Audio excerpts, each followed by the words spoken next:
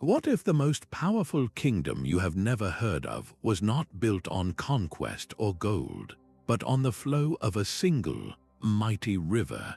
Imagine a civilization whose entire identity, its gods, its kings, its very heartbeat was shaped by the currents of one life-giving waterway. This is not just a story about a people who lived by a river. This is the story of a people who were of the river, a society so intertwined with its flow that when the river changed, the entire kingdom vanished, leaving behind only fragments and whispers. For centuries, this lost civilization has been little more than a rumor, a collection of enigmatic ruins and half-remembered legends scattered across a now arid landscape. But what if we could listen to those whispers? What if we could follow the clues buried in the sand and piece together the epic saga of a culture that mastered its world, only to be mastered by the very force that gave it life? This journey begins with a mystery as deep and winding as the river itself.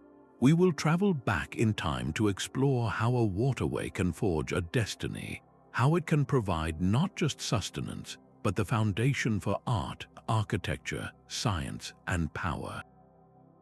We will meet the legendary River King, explore the bustling capital city that once pulsed with life on its banks, and decipher the silent script of a people who left their stories inscribed in clay and stone.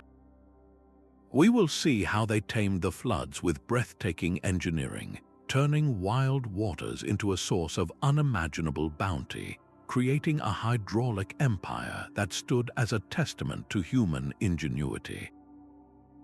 And then we will confront the great enigma: what happened? How does a thriving, complex society simply disappear? Was it a changing climate, a sudden catastrophe, or did the river itself, in a final, terrible act, simply turn its back on the children it had nurtured? This is more than an archaeological detective story. It is a profound lesson etched into the landscape, a warning and a wonder from the past that speaks directly to our present. As we face our own challenges with a changing planet and precious resources, the rise and fall of this river kingdom offers a mirror to our own world. Their story is one of incredible achievement and heartbreaking fragility, a reminder of the delicate balance between humanity and the natural world. So join us as we trace the path of the river that was once a kingdom. We will explore its genesis, uncover its secrets, and finally listen to the story of a civilization that flowed away, a story that has been waiting centuries to be heard. Our exploration starts where all life does, at the source. To truly understand how a kingdom could be born from a river, we must first journey to its source, to the very forces of the planet that conjured it into existence. This was not a simple stream, but a titan of water, a sprawling aquatic highway whose origins were as dramatic as the civilization it would later sustain. Its life began not with a single spring, but as a confluence of immense power. Faraway mountain ranges, their peaks sheathed in ancient glaciers, acted as frozen reservoirs, slowly releasing meltwater that trickled into growing streams. This was combined with the relentless, seasonal drumbeat of monsoons, whose torrential rains would seasonally swell these streams into a roaring, unstoppable force. Some legends even speak of powerful underground springs, aquifers bursting forth from the earth itself, adding their mysterious flow to the gathering waters. This combination of ice, rain, and earth created a river of incredible volume and consistency, a reliable giant in a world that could often be harsh and unpredictable. This is the essence of what scholars call a river valley civilization, a society whose entire existence is umbilically tied to a single, powerful waterway. But this particular river offered a unique and almost magical set of gifts. Its most vital offering was its seasonal flooding. Unlike a destructive tsunami, these were predictable inundations. Each year, the river would gracefully overflow its banks, spreading a layer of incredibly rich, mineral-laden silt across the surrounding floodplain. This annual gift transformed the soil into a phenomenally fertile garden, a breadbasket capable of supporting not just subsistence farming, but a massive agricultural surplus. This surplus is the absolute cornerstone of complex society. It means not everyone has to farm. This abundance frees people to become artisans, priests, soldiers, scribes, and rulers. It allows for specialization, the building of cities, and the creation of culture. Beyond the life-giving silt, the river provided a perfect transportation network. Its channels were deep and navigable, allowing for the easy movement of goods, people, and ideas. A farmer's harvest could be loaded onto a barge and sent downstream to the bustling markets of a growing city. Stone for monuments could be transported from distant quarries. This connectivity fostered trade, economic growth, and cultural exchange, weaving together scattered communities into a unified and powerful kingdom. The river was their road, their source of food, and the creator of their wealth. How do we know all of this about a waterway that may have vanished or shrunk to a fraction of its former self? We turn to the silent testimony of the earth itself.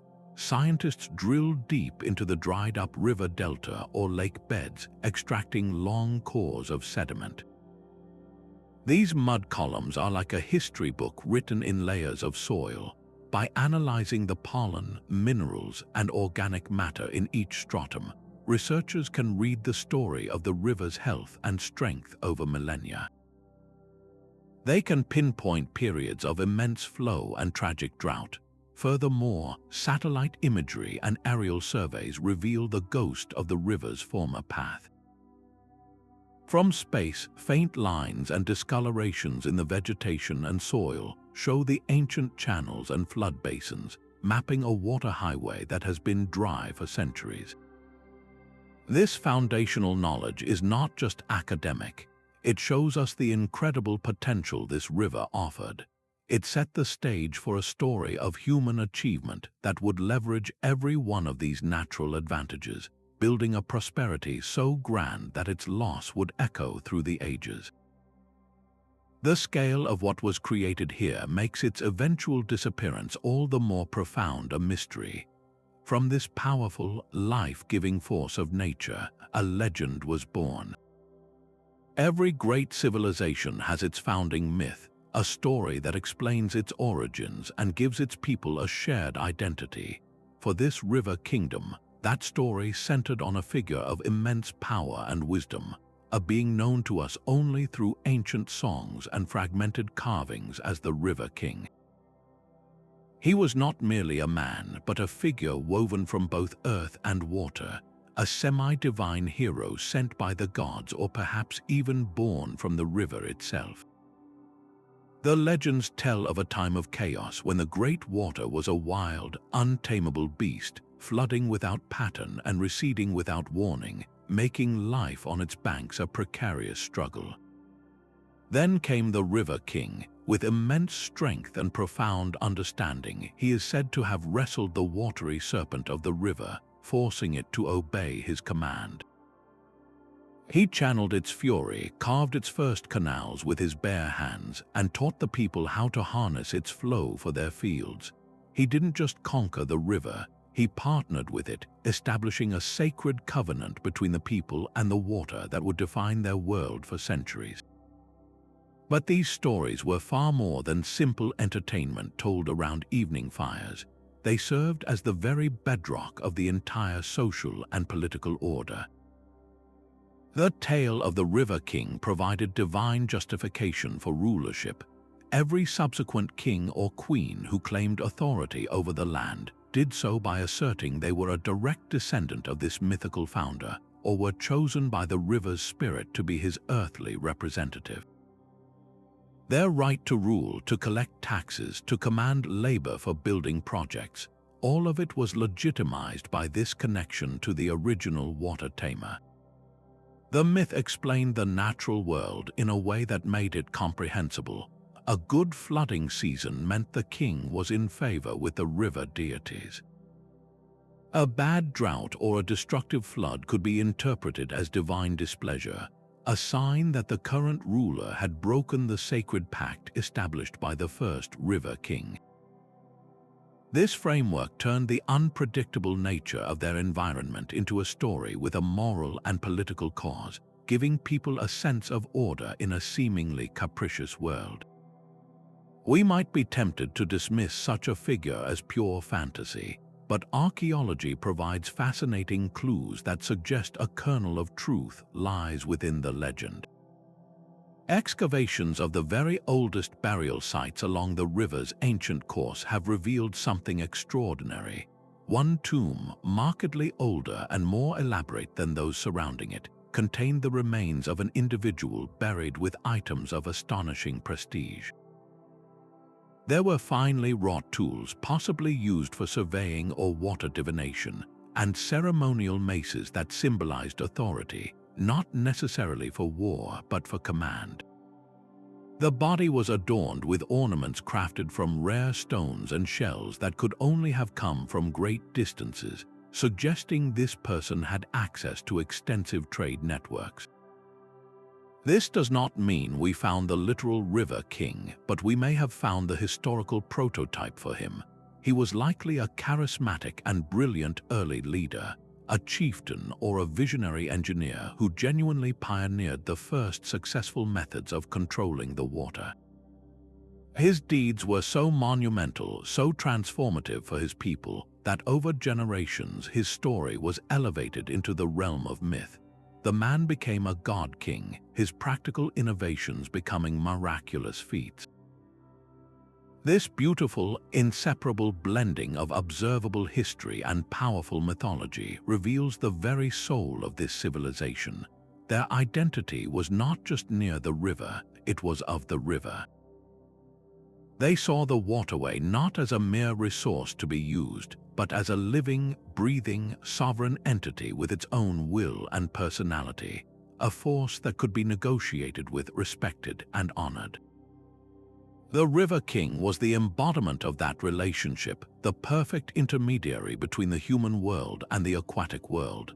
These founding myths were the cultural DNA of the kingdom, encoding values of hydraulic engineering, centralized leadership, and reverence for nature into every aspect of their society. They built their world upon this story, and for a time it made them invincible. From the mythical origins of the River King, we turn our gaze downstream to the beating heart of his legendary domain. If the king was the soul of this civilization, then its capital city was its magnificent body. We know it by many poetic names in fragments of ancient texts and half-remembered travelers' tales. The jewel of the river, the city of bridges, the throne upon the waters. These accounts describe a metropolis of breathtaking scale and beauty, a marvel of engineering and artistry built in perfect harmony with the great waterway. Imagine a city bisected by sparkling canals that served as its main thoroughfares, where citizens traveled by barge instead of by foot. Grand public squares would have opened onto bustling ports, where ships from distant lands unloaded exotic goods while local fishermen brought in the day's catch. Towering above it all would have been ziggurats or pyramidal temples dedicated to the river's deities, their steps leading down to the water's edge for public ceremonies. The air would have been filled with the sounds of commerce, construction, and the constant, gentle lapping of water against stone. This was not a city that simply stood beside a river. It was a city that lived and breathed because of it, its entire existence intertwined with the flow of the current. For centuries, the precise location of this fabled capital was one of archaeology's greatest mysteries, its description so grand it was often dismissed as pure exaggeration. That is, until modern technology gave us eyes that could see through earth and forest. The deployment of light detection and ranging technology, known as LiDAR, has been nothing short of revolutionary. Mounted on aircraft, these laser scanners can strip away the dense vegetation covering the ancient river basin, revealing the ghostly imprint of human activity on the land below. The resulting maps are stunning. They show not just vague outlines, but a precise and sophisticated urban grid. The scans reveal the clear geometry of a massive canal system, far more extensive and complex than anyone had imagined, feeding into smaller channels that would have supplied water to individual neighborhoods or industrial quarters. Ground-penetrating radar has further fleshed out this spectral city, detecting the foundations of large public buildings, the telltale signatures of buried brickwork that outline vast plazas, and the potential locations of reservoirs and sewer systems. This data paints a picture of a society with an advanced, almost intuitive understanding of hydrology and urban planning. They engineered their city not just to exist next to the water, but to manage it, control it, and integrate it into every single aspect of daily life. Yet, this perfect symbiosis with the river contained the seeds of the city's own potential destruction. Its location was both its supreme strength and its fatal vulnerability. The very canals that provided transport, sanitation, and irrigation could also serve as conduits for floodwaters during an exceptionally wet season. The fertile silt that replenished the farmlands surrounding the city could also choke its harbors and canals if not constantly managed by a powerful, centralized authority. The entire incredible infrastructure of the city, from its intricate network of aqueducts to its fortified river walls, required a colossal and continuous communal effort to maintain. This paradox is central to understanding the city's fate. It was a masterpiece of human ingenuity, but it was a masterpiece built on a foundation of perpetual environmental negotiation. The city's survival depended on a delicate, constant, and precarious balance, a balance that could be shattered by a prolonged drought, a catastrophic flood, or a collapse in the social order that maintained the vital waterworks. The search for this lost capital, therefore, is about much more than just finding ruins. It is a quest to understand the very peak of this civilization's achievement and to uncover the physical evidence of the fragile equilibrium upon which their entire world was built. Finding it would give us the centerpiece to their story, but such a magnificent capital city, so deeply intertwined with the river, required more than just grand temples and canals. It demanded a level of water management so sophisticated that it transformed the entire kingdom into what historians call a hydraulic empire. This term describes a society whose very power structure, its wealth, and its survival are built upon the centralized control of water. For this civilization, the river was not just a resource, it was the very source of their sovereignty. The engineering they deployed to harness its power was nothing short of revolutionary. Imagine a landscape crisscrossed by a vast, meticulously planned network of canals. These were not simple ditches, they were precisely engineered waterways with graduated slopes to maintain a consistent flow, lined with baked brick or stone to prevent erosion, and designed to distribute life-giving water to fields sometimes miles from the main river channel. At critical junctures, massive sluice gates made of timber and metal would have been operated by teams of workers. These gates acted as valves for the entire system, capable of diverting water into different canals, controlling the flow for irrigation, or closing entirely to protect low-lying areas during a flood. And when the dry season came, the water stored in enormous, strategically placed reservoirs would have been released, allowing for agriculture to continue long after the river levels had dropped. This enabled a phenomenon that separates simple societies from great civilizations: year-round farming. the knowledge required to design, build, and maintain this complex hydraulic system was immense. It points to a deep, accumulated understanding of mathematics, geometry, and fluid dynamics. This expertise was not held by everyone. It was the sacred domain of a specialized class of engineers, the water masters. These individuals were likely among the most vital and respected figures in the kingdom, possessing secrets passed down from generation to generation. They would have known exactly how to calculate the gentle slope needed for a canal to flow without stagnating or eroding its banks. They could predict the river's moods based on seasonal signs and celestial cycles. Their decisions dictated when to plant and when to harvest, when to open the floodgates and when to seal them. In many ways, the water masters held the literal life of the kingdom in their hands.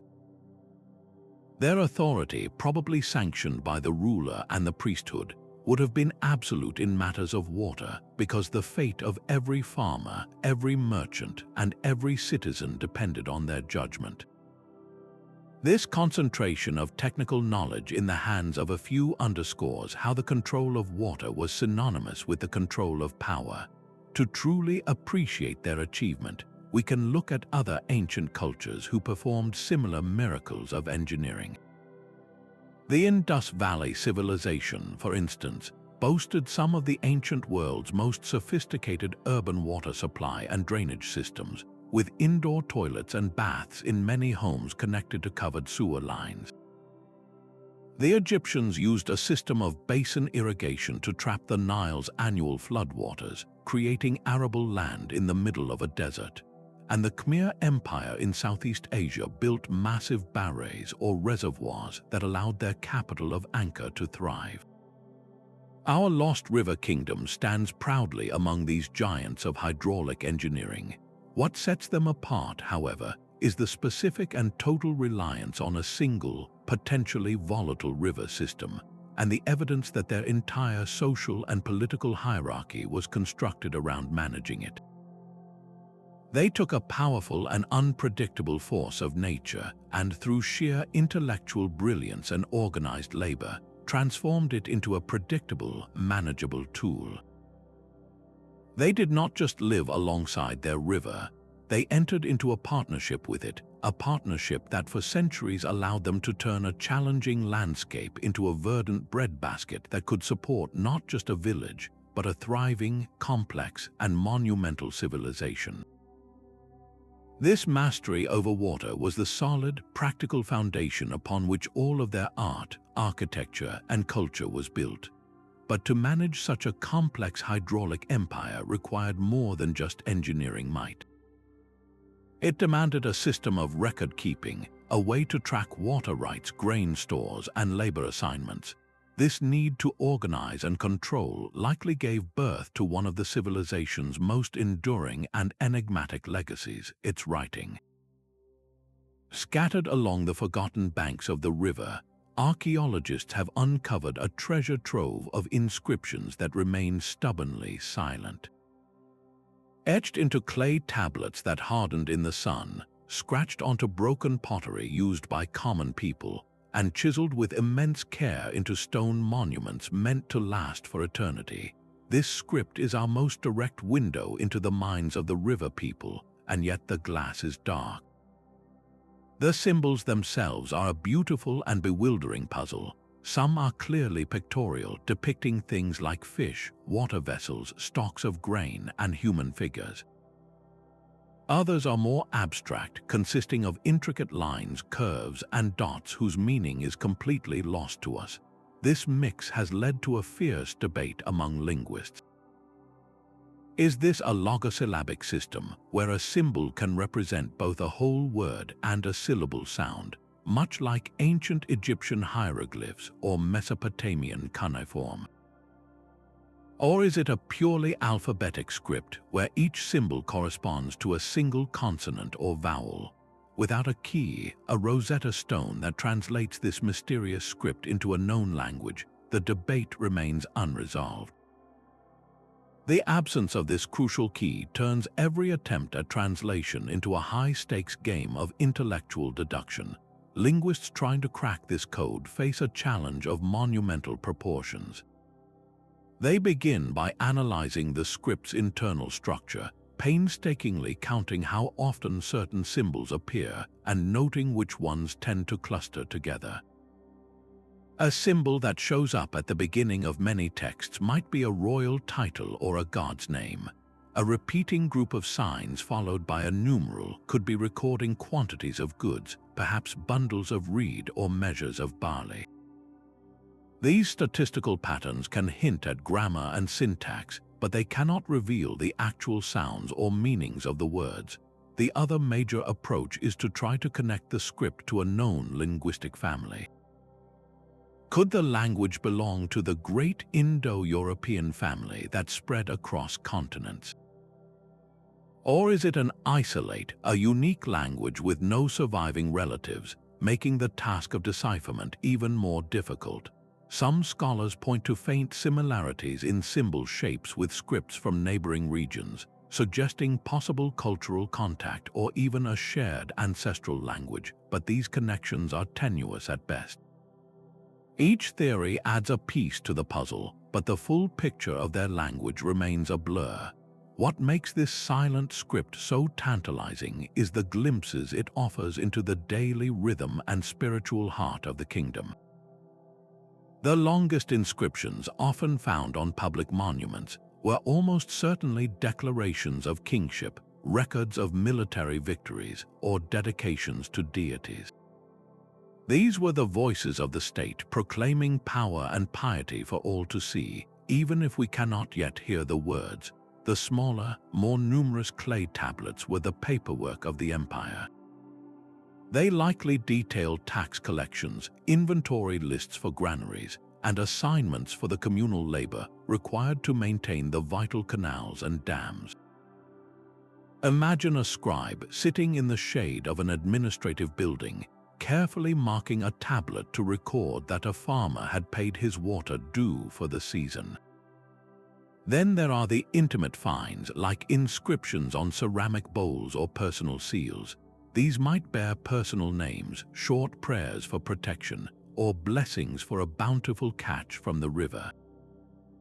A single shard of pottery with a few scratched symbols might have been a child's practice tablet or a merchant's temporary marking of a crate's contents. Every fragment, from the grandest stele to the humblest potsherd, tells us that this was a society saturated with the written word, a civilization that used writing to manage its relationship with the life-giving river that sustained it. Until the day a bilingual inscription is found, or a revolutionary breakthrough in computational linguistics occurs, the script of the river people will keep its secrets. Yet, even in its silence, it speaks volumes. It tells us that they were organized, bureaucratic, and deeply spiritual.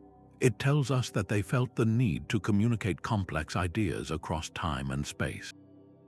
The very act of inscribing words into clay and stone was a declaration of permanence, a belief that their kingdom and their connection to the river would endure forever. Deciphering this script would be more than an academic triumph. It would be like suddenly hearing the whispers of the river itself, finally understanding the thoughts, the laws, the prayers, and the daily concerns of a people who built a kingdom on its banks and whose fate was forever tied to its flow. For now, we can only listen to the silence and wonder at the stories waiting to be told. That same river, which gave them words to write and water to drink, also served as the greatest highway they could ever have imagined. The economic lifeblood of this kingdom did not pulse through dusty roads but flowed along these wide, powerful currents. Every bend in the river was a potential port, every calm stretch a bustling waterway for trade. The kingdom's wealth was not merely grown in its fields or pulled from its waters, it was shipped from distant lands, arriving on the decks of robust wooden boats that plied the river's length. Imagine the scene at a major riverside dock. The air would have been thick with the sounds of bartering merchants, the shouts of laborers unloading cargo, and the creak of ropes straining under the weight of exotic goods. This was not a sleepy agricultural society. It was a vibrant commercial hub, a central node in a network that stretched far beyond its own borders. The goods that moved along this aquatic highway tell a story of a sophisticated and demanding economy. From the fertile plains surrounding the river itself came a surplus of grain, likely a distinctive variety of wheat or barley, grown in such abundance that it could be exported to neighboring regions. This agricultural wealth was the foundation, the stable commodity that fueled everything else, but the river people desired more than just sustenance. Their artisans craved materials that their own lands could not provide.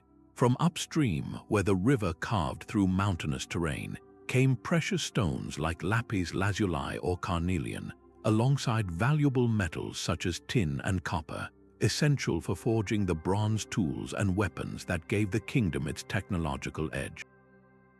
Timber from great forests along the upper reaches was felled and lashed into rafts, floated downstream to supply the shipbuilders and architects in the capital. And from the distant delta, where the sweet water met the salty sea, came treasures from over the horizon, shells from distant coastlines, rare spices, and finely crafted ceramics from entirely different cultures, brought by maritime traders who connected the river network to the wider world. We know this not from guesswork, but from the physical evidence they left behind, silent witnesses to a once thriving commerce. Archaeologists sifting through the ruins of a merchant's home might find a handful of foreign coins, struck with the unfamiliar faces of kings from 1,000 miles away, their very presence proof of a standardized system of value and long-distance exchange. In the kitchen of a wealthy family, they might uncover the shattered pieces of a beautifully painted ceramic pot, its style and chemical composition revealing it was fired in a kiln in a far-off civilization. The most dramatic discoveries are the shipwrecks themselves. The outline of a hull preserved in the silt of the old riverbed becomes a time capsule. Within its ribs, we might find the crew's last cargo still intact, amphorae filled with olive oil, bundles of textiles, and ingots of raw metal, all waiting for a delivery that never arrived. Each of these artifacts is a data point charting the extent of a trade empire. This constant flow of goods was about more than just material wealth. It was a relentless current of ideas. A foreign merchant did not just bring his spices, he brought his language, his stories, and his gods. A new artistic motif on an imported pot could inspire a local artisan, creating a fascinating fusion of styles. Technologies, from improved metalworking techniques to advanced nautical designs, were likely shared and adopted along these trade routes. The river, therefore, was not just an economic artery, it was a cultural conduit. It made the kingdom open, connected, and cosmopolitan. The wealth generated from this trade allowed for the specialization of labor, supporting not just farmers and potters, but also full-time soldiers, priests, administrators, and the brilliant engineers who designed the waterworks. This commercial vitality elevated the kingdom from a simple settlement to a significant regional power, a place whose influence rippled outward like the waves from a stone dropped into its mighty river. The flow of goods, people, and ideas perfectly mirrored the relentless, life-giving flow of the water itself. Deep within the sun-baked landscape, where the ancient river once carved its fertile path, archaeologists uncovered a structure that stopped them in their tracks. It was not a palace or a granary, but a vast temple complex standing in silent, desolate isolation. The sheer scale of the abandonment was the first clue that this was no ordinary ruin. Here was a place built for multitudes, for grand ceremonies and communal worship, yet it was found frozen in a state of sudden desertion, as if the entire populace had simply walked away one day and never returned. The silence that hangs over its crumbling courtyards is a profound mystery, a stark contrast to the vibrant spiritual life that must have once echoed from its walls. This abandoned temple complex is more than just a collection of old stones. It is a frozen moment in time, a direct window into the soul of a civilization and the haunting circumstances of its demise. The architecture itself tells a story of a people whose worldview was shaped by the water that gave them life. Everywhere you look, the symbolism of the river is carved into the very fabric of the temple. Towering pillars are intricately sculpted with coiling serpents, their scales meticulously detailed, representing the sinuous, powerful, and sometimes dangerous flow of the water. Altars are adorned with bas-reliefs of hybrid creatures, part human and part fish, suggesting deities who ruled both the aquatic and terrestrial realms. One of the most striking finds is a massive fresco, though now badly faded, that seems to depict a scene of creation. In it, a great god or goddess is shown rising from a churning, primeval body of water, bringing forth the first people and animals onto the riverbanks.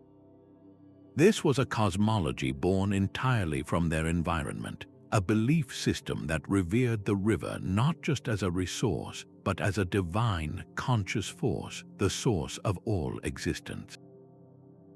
Central to this spiritual relationship were the temple's most distinctive features, a series of deep, meticulously constructed ritual baths. These were not for everyday cleansing, but for ceremonial purification. Steps lead down into these pools, worn smooth by the feet of countless worshippers over generations. It is easy to imagine the priests, perhaps adorned with headdresses mimicking river reeds or sparkling with shell ornaments, leading ceremonies here. They would have been the vital intermediaries between the common people and the capricious river spirit. Their role was to interpret the river's moods, to perform rituals to encourage the annual floods, and to appease the deity in times of drought. They held the knowledge of the cycles, the calendars, and the sacred rites that were believed to maintain the delicate balance between the people and their volatile god. The temple was their domain, the operational heart of this spiritual contract, which makes its abandonment all the more catastrophic. For a society so deeply intertwined with its faith, the decision to leave this complex behind is perhaps the loudest scream in their silent history. This was not a gradual migration where sacred objects are carefully taken. Evidence suggests a more frantic departure. Smaller religious artifacts, like votive statues and offering bowls, were found left in place as if a service was interrupted and never resumed. This points to a crisis so severe that it shattered the very covenant between the people and their gods. Perhaps after years of devastating droughts, the prayers of the priests went unanswered. The river spirit, once benevolent, had become silent and cruel. The faith that had structured their society, justified their rulers, and given meaning to their struggles had fatally eroded. Alternatively, a sudden, catastrophic flood could have inundated the temple itself, polluting the holy pools with silt and debris, rendering the entire complex spiritually unclean and irredeemable in their eyes. The abandoned temple complex, therefore, is the most poignant piece of evidence we have. It marks not just a physical departure from a location, but a spiritual rupture. When the people walked away from this place, they were abandoning a core part of their identity. The silence that now reigns in its courtyards is a heavy, palpable thing. It speaks of a profound loss of hope, a final acknowledgement that the gods they had worshipped for centuries were either powerless, angry, or simply not there at all. It is the end of an era carved in stone, a monument to a broken faith that flowed away long before the final drop of water vanished from the riverbed. But if the abandoned temple represents a spiritual collapse, what immense force could have shattered such a deeply rooted faith? The answer may lie not in the stones they carved, but in the very air they breathed and the rain they prayed for. We now turn to the silent testimony of the ancient climate itself, reading the story of the kingdom's fate from an archive of ice and tree rings. Paleoclimatology, the science of studying past climates, provides a startlingly clear picture of the environmental catastrophe that likely unfolded. By extracting deep ice cores from distant glaciers, scientists can analyze tiny air bubbles trapped for millennia, measuring the chemical composition of the ancient atmosphere. Each layer of ice is a page in a history book, recording years of drought or deluge. Similarly, the study of dendrochronology, which reads the annual growth rings of ancient trees, both fossilized and living, offers another precise timeline. In wet, prosperous years, trees grow robust, wide rings. In times of severe drought, the rings are desperately thin, cramped together as the tree struggles to survive. Lake sediments add a third voice to this chorus of data, with layers of pollen and mineral deposits telling us about surrounding vegetation and water levels. When these three lines of evidence are woven together, they reveal a period of profound instability during the civilization's final centuries. The reliable monsoon patterns that had nourished the river for generations began to falter, swinging wildly between two devastating extremes. On one hand, the data points to episodes of prolonged and punishing drought. The life-giving rain simply failed to arrive season after season. The great river, the kingdom's pulsing artery, would have shrunk dramatically, retreating to a shallow, muddy trickle in its wide bed. The intricate network of canals and irrigation channels, that masterpiece of hydraulic engineering, would have run dry and useless. Crops withered in the fields, livestock perished, and the reservoirs that stored water for the dry months sat empty and baking under the sun. A society built on an abundance of water would have been thrown into a desperate struggle for survival, with famine and thirst becoming relentless facts of life. The social contract, the authority of the rulers and priests who were supposed to ensure the river's bounty, would have evaporated as quickly as the water itself. Conversely, the climate data also suggests terrifying periods of the opposite extreme, catastrophic flooding. When the stalled monsoons finally broke, they may have done so with a ferocious intensity. Torrential, unrelenting rains would have swelled the river far beyond its capacity, transforming it from a source of life into a raging, destructive force. The very water management systems that were the pride of the kingdom could have turned against it. Canals would have overflowed, carefully maintained embankments would have been obliterated, and floodwaters would have surged through the cities and farmland, washing away homes, granaries, and temples. The silt that normally fertilized the fields would have been deposited in choking, destructive quantities, smothering the land rather than nurturing it. This seesawing between parched drought and violent flood would have been utterly devastating for an agricultural society, making any form of long-term planning or recovery impossible. This is the profound tragedy of the River Kingdom's story. Their entire world, their identity, their gods, and their survival were tethered to the behavior of a single, massive river. They had mastered its rhythms in a time of stability, but they were ultimately powerless against the vast, impersonal forces of global climate systems.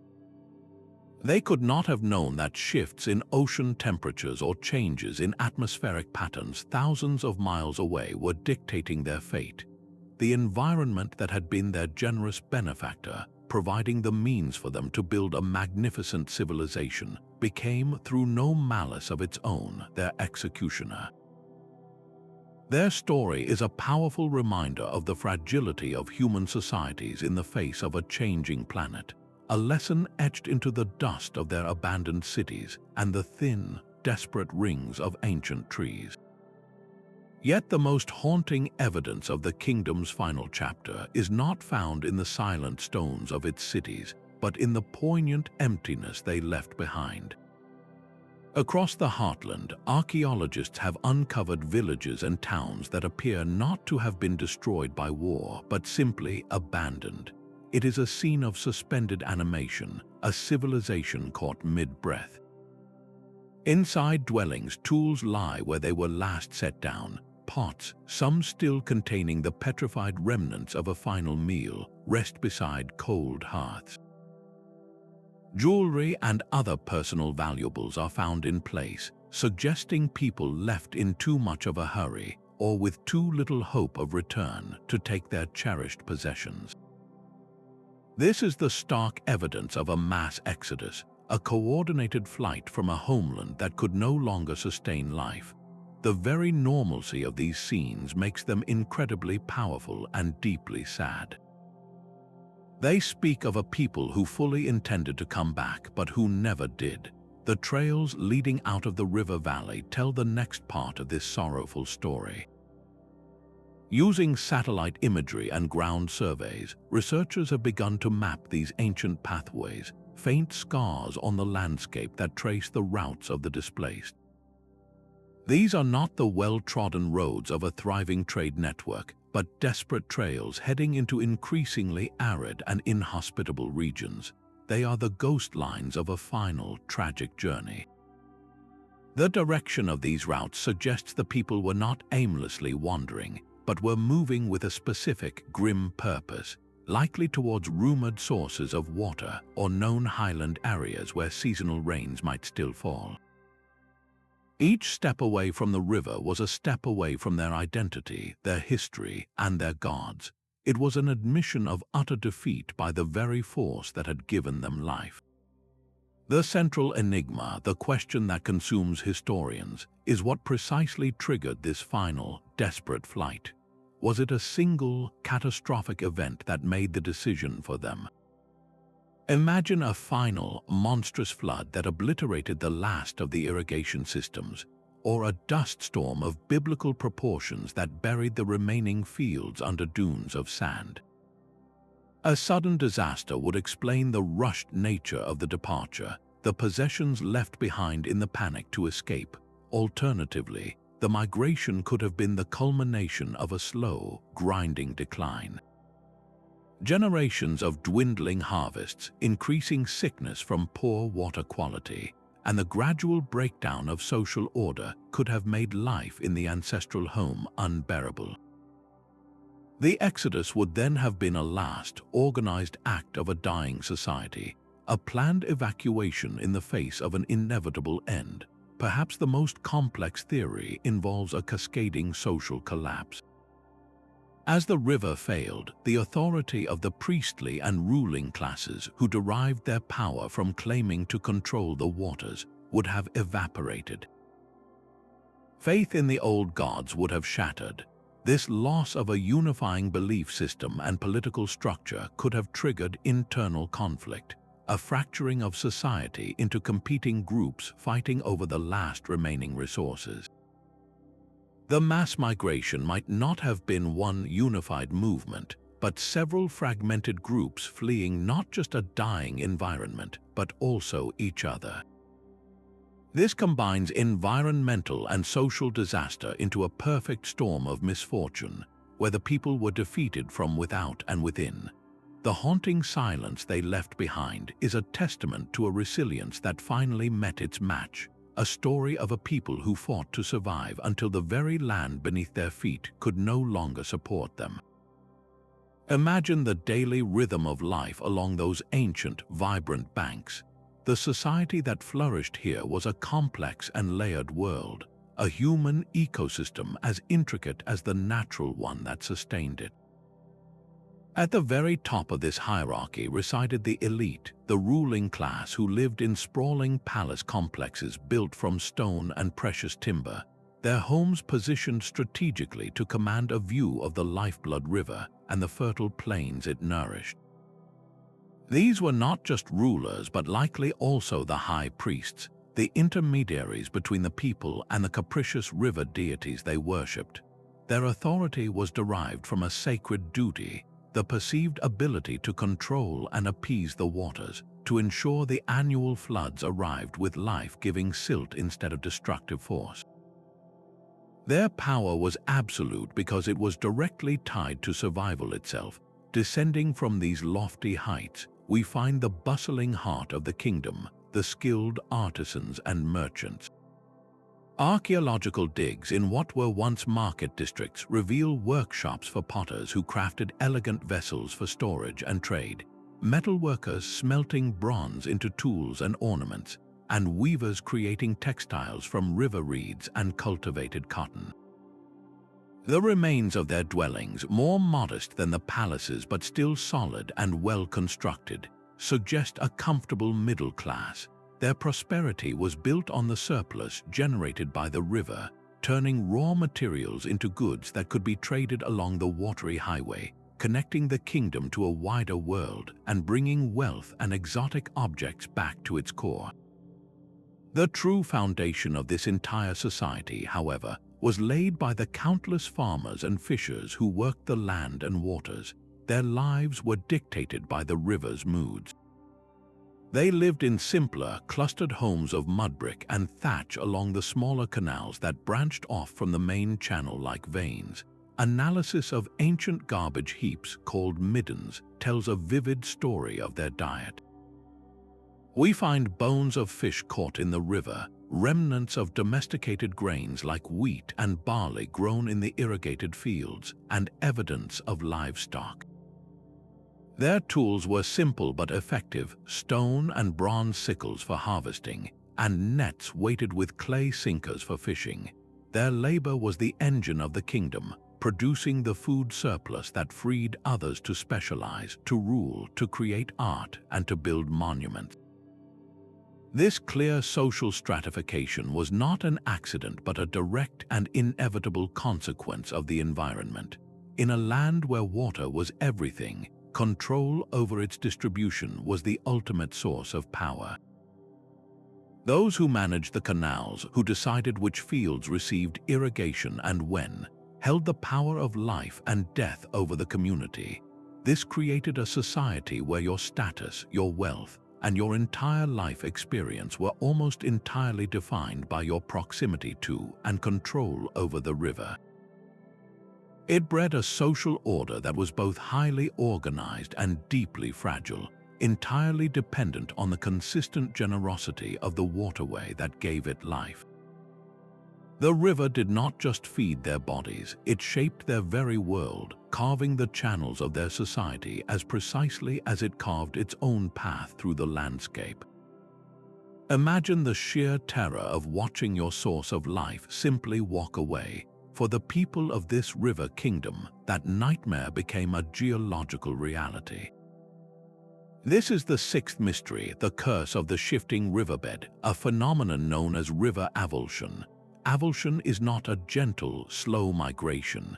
It is a sudden, violent act of abandonment, where a river, burdened by its own sediment, breaks through its natural levees during a flood and carves an entirely new course for itself, leaving its old channel to wither and die. For a civilization built entirely upon the banks of that single waterway, this would have been an apocalypse. The river was their god, their highway, their calendar, and their larder. To see it vanish was to witness the universe itself breaking a sacred covenant. Geomorphologists, scientists who study the shape of the earth, have used advanced technologies to trace the ghost of this ancient river. Through satellite imagery that detects subtle variations in vegetation and soil moisture, and core samples drilled deep into the dry earth, they have mapped the old river's paleochannels. These studies reveal a stark truth. The river did not just slowly meander over centuries. The sediment records show evidence of a catastrophic event, a single, massive flood that overwhelmed the existing channel. The river burst its banks in a weak spot and found a steeper, more efficient path to the sea. This new course may have been dozens of miles away, rendering the kingdom's intricate network of canals, reservoirs, and aqueducts utterly useless. The engineering marvels of a hydraulic empire were suddenly as relevant as a bucket in a desert. While avulsion is a natural process, human actions may have inadvertently hastened the disaster. The kingdom's growth demanded vast quantities of timber for construction, for fuel, and to expand its agricultural land. Widespread deforestation in the upstream highlands would have stripped the landscape of the tree roots that anchor soil. This leads to catastrophic erosion, sending unprecedented amounts of silt rushing downstream. This sediment would have choked the river, raising its bed, making it more prone to flooding and ultimately to a complete course change. The very prosperity of the civilization, built on controlling the river, may have sown the seeds for its ultimate, uncontrollable betrayal. The human impact of this event is almost too profound to comprehend. One season, the fields were lush and the docks were bustling. The next, the water began to recede and did not return. The great river shrank to a trickle, then to a series of stagnant, mosquito-ridden ponds, and finally to dust. The spiritual despair would have been as devastating as the physical drought. The priest's prayers to the river gods went unanswered. The king's divine authority, based on his command of the waters, evaporated. The river had not just dried up, it had turned its back on them, a rejection that shattered their entire understanding of the world. This was not a slow decline, but a definitive severing. The heart of the kingdom was not just weakened, it was excised. The curse was complete, and the silence that followed was the silence of a tomb. Imagine the mud, thick and dry, cracking under a fierce sun. This is no ordinary dirt. This is the graveyard of a river, a vast, silent tomb that for centuries held the most intimate secrets of a lost world. It is here, in the sun-baked silt of the vanished waterway, that archaeologists have made their most poignant discoveries. The very substance that once choked the river and perhaps led to its downfall became an extraordinary preservative, sealing away artifacts in a near-perfect time capsule. Objects that fell into the water or were abandoned on its banks were quickly buried under layers of fine sediment, a soft, smothering blanket that protected them from the corrosive touch of air and the ravages of time. This anaerobic environment, devoid of oxygen, prevented decay, leaving us with a collection of treasures that feel almost shockingly immediate. Each item pulled from the earth is a direct line to a human being who lived, worked, and dreamed thousands of years ago. Take, for instance, the intricately carved seals. Fashioned from polished stone or fired clay, these small objects were likely used to stamp ownership on documents or trade goods. Their surfaces are etched with elaborate designs, featuring animals both real and mythical, and a script that remains stubbornly silent.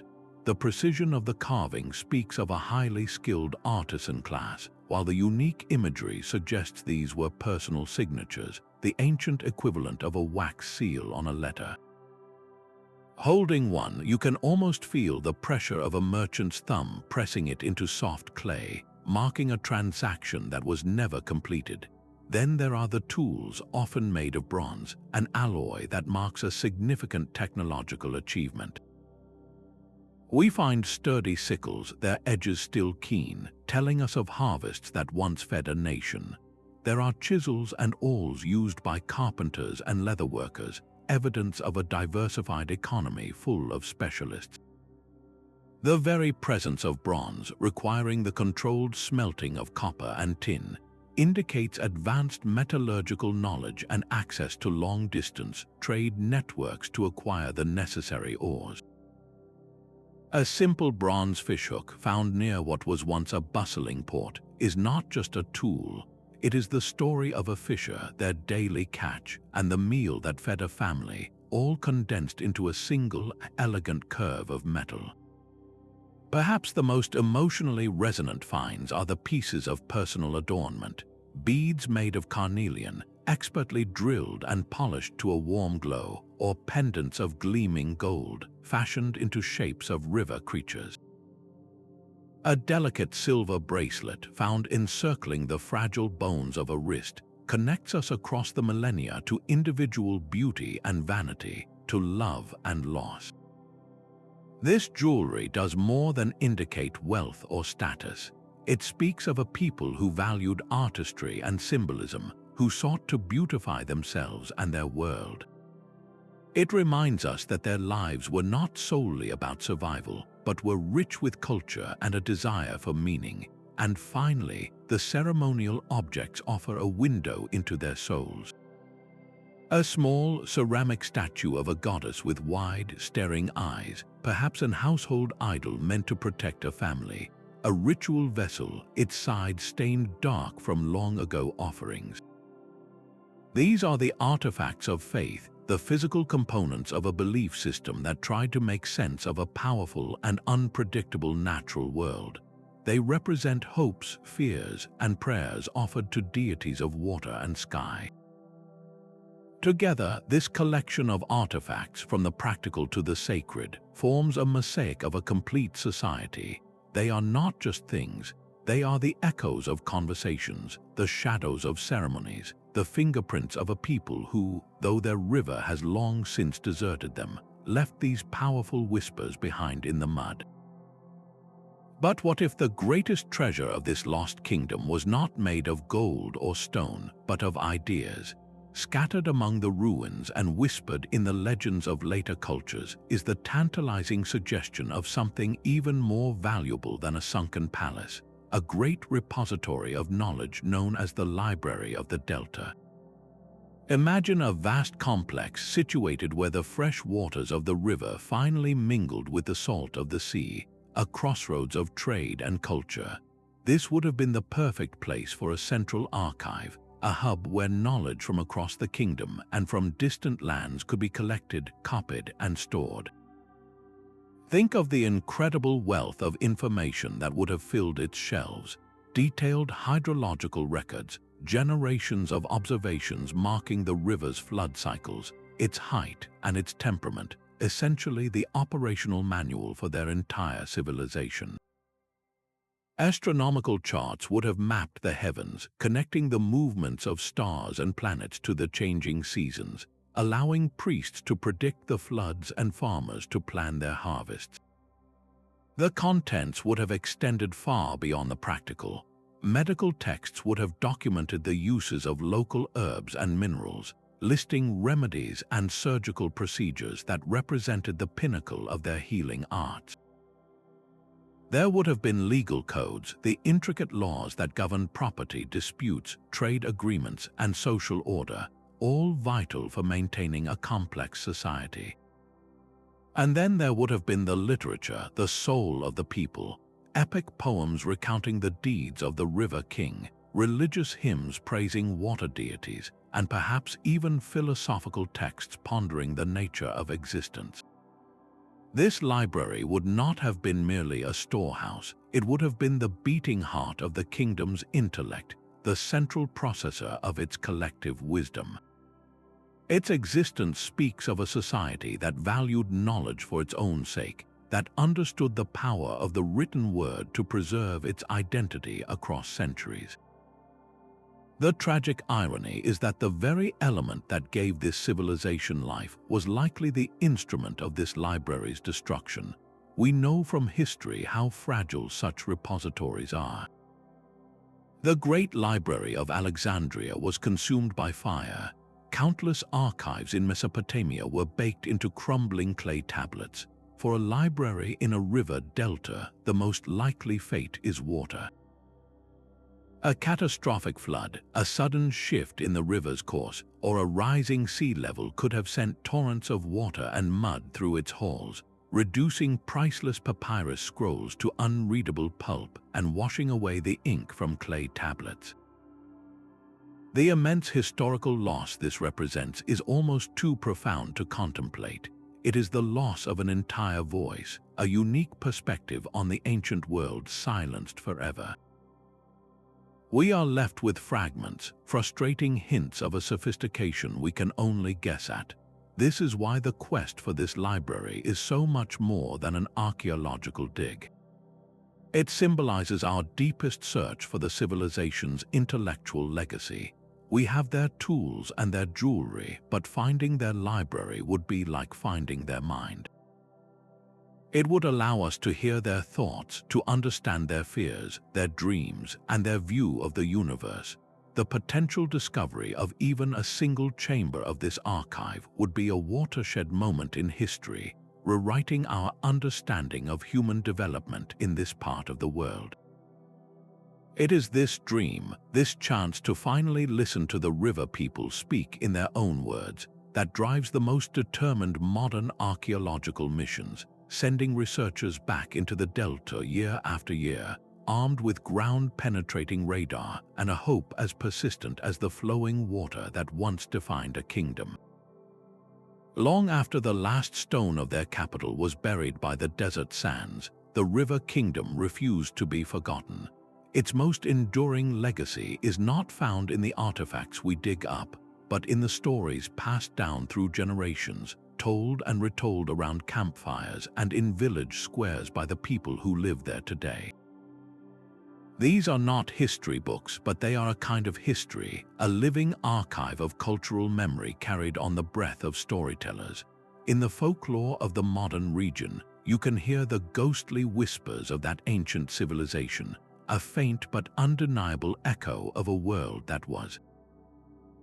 Place names are often the first clue. A dusty, arid village might bear a name that translates to the ferry crossing or Great River Bend, a title that makes no sense in the current landscape of dry washes and sun-baked earth. Yet, this name is a fossil, a linguistic relic preserving the memory of a geography that vanished centuries ago.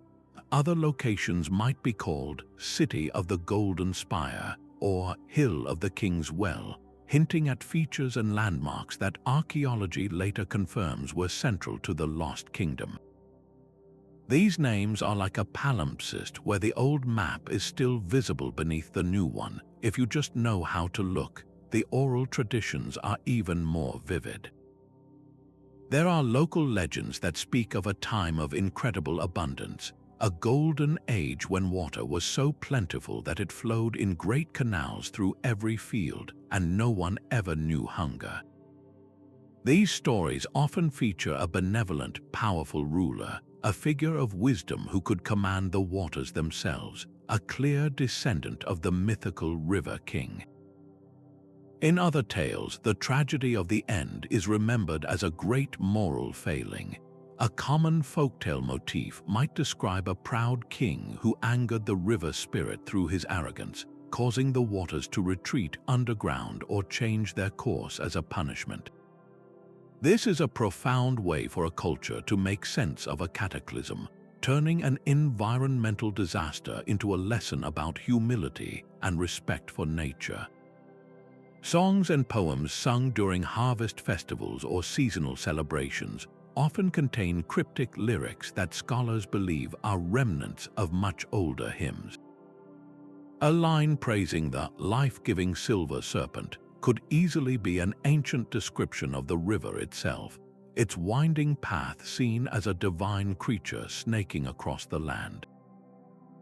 Lullabies might soothe children with tales of sleeping cities under the sand, waiting for the day the river returns to wake them.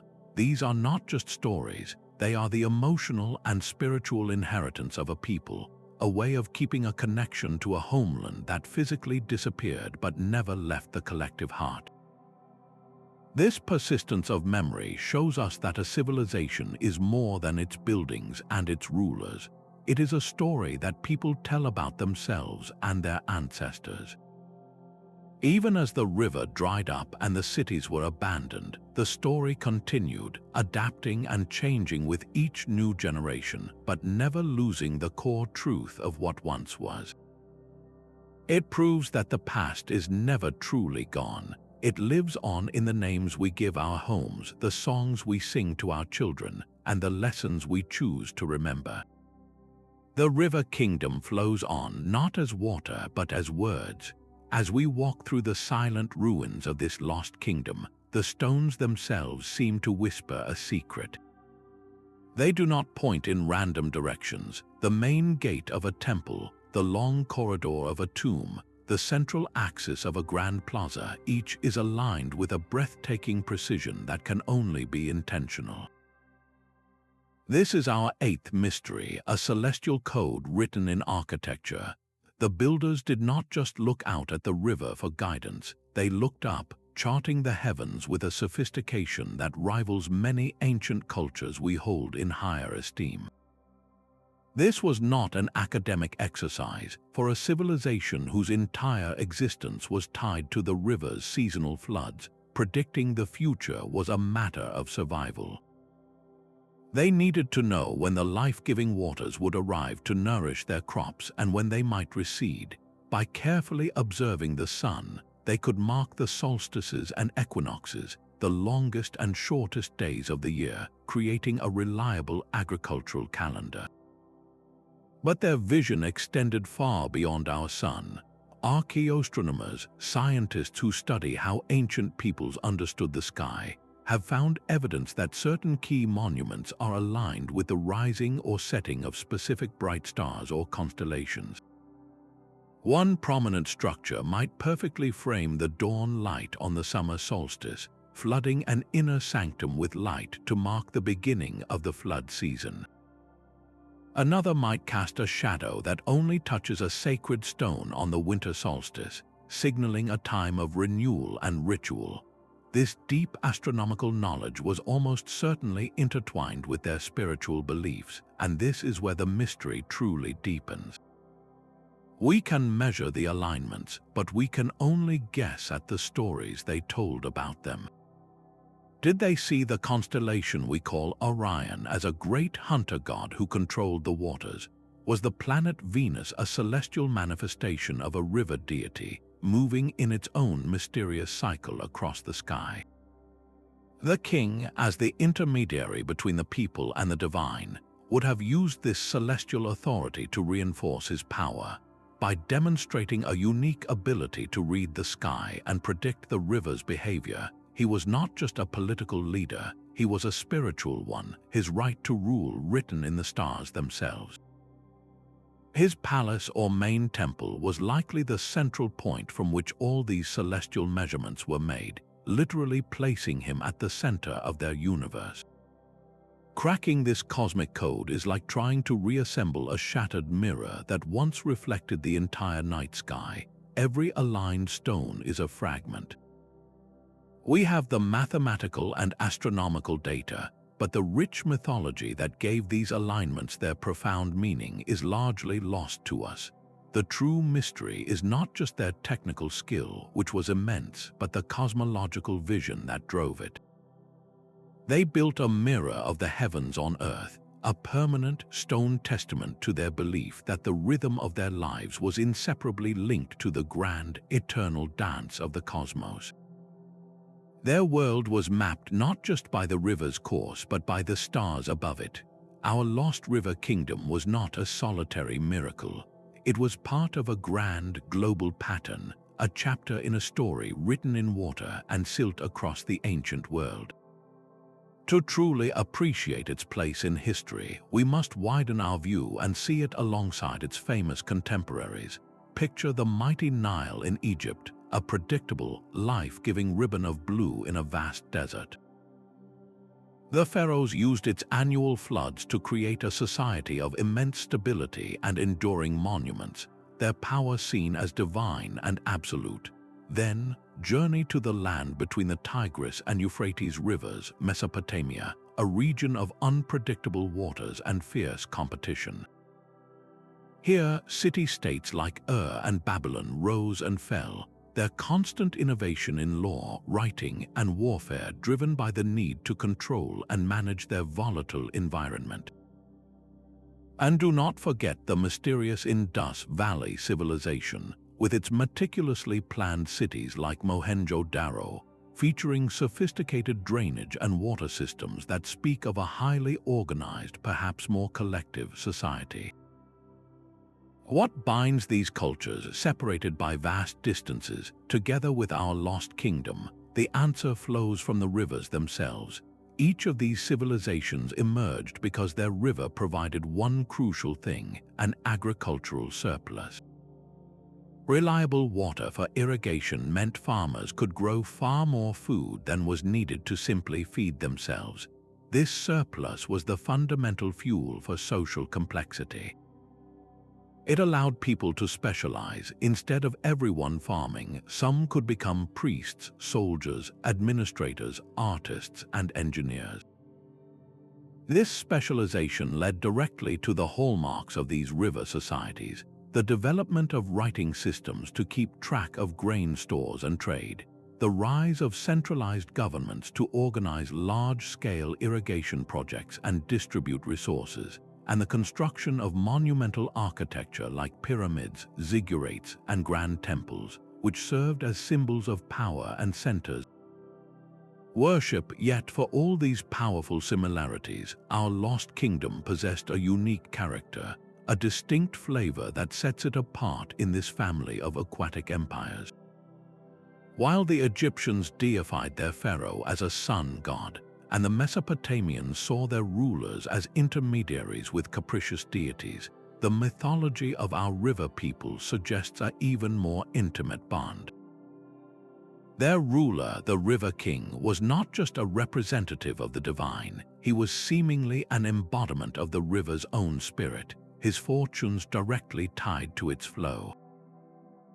Their engineering, while advanced, may have reflected a different philosophical approach to water management, perhaps one that worked with the river's natural cycles in a more integrated way rather than seeking to fully dominate them. The precise celestial alignments of their sacred sites, which we explored earlier, also hint at a cosmological understanding that was uniquely their own, a way of reading the stars specifically to interpret the moods of their waterway. This comparative view does not diminish our lost civilization. Instead, it elevates it. It shows us that this was not some strange, isolated anomaly. It was a peer to the great foundational cultures of humanity, a brilliant and successful experiment in building a society. By seeing the universal patterns, we understand the necessary ingredients for such a civilization to flourish. And by identifying its unique traits, we honor its specific identity and contribution to the human story. They were part of a profound and repeated phenomenon, where across the globe, humanity learned that by the side of a great river, they could build a world. But how do we move from the echoes of folklore to something more concrete, something as undeniable as our own biology? The stories and symbols are powerful, yet they can feel ephemeral, like smoke on the wind. What if the most enduring monument left by this vanished kingdom is not made of stone or clay, but is instead woven into the very fabric of life itself, passed down through countless generations? This brings us to our ninth mystery, a search not in the sands but in our very cells, the genetic legacy in modern populations. Cutting-edge science now allows us to ask a question that would have seemed like pure magic to archaeologists of the past. Could the descendants of the river people still be living in the region today? Researchers in population genetics are doing exactly that, analyzing the DNA of contemporary communities. They are not looking for dramatic differences, but for subtle, distinct genetic markers, unique signatures that form a pattern. This pattern is like a faint watermark on a page, evidence of a specific ancestral group that settled and thrived in that river valley millennia ago. The process is incredibly detailed. Scientists collect saliva or blood samples from volunteers belonging to various ethnic groups in the area. Back in the lab, they sequence the DNA, searching for single nucleotide polymorphisms. These are tiny, single-letter variations in the genetic code that act like unique identifiers.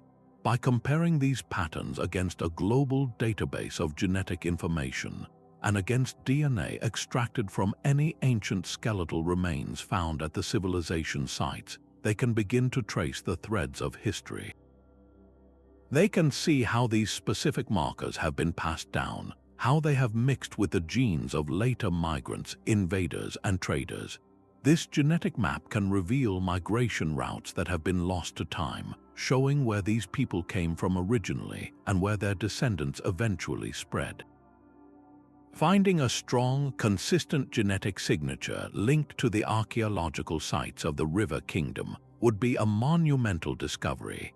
It would be a biological confirmation of the civilization's existence, a truth written not in a language we must decipher, but in the universal code of life. It would tell us that the kingdom's influence did not simply vanish.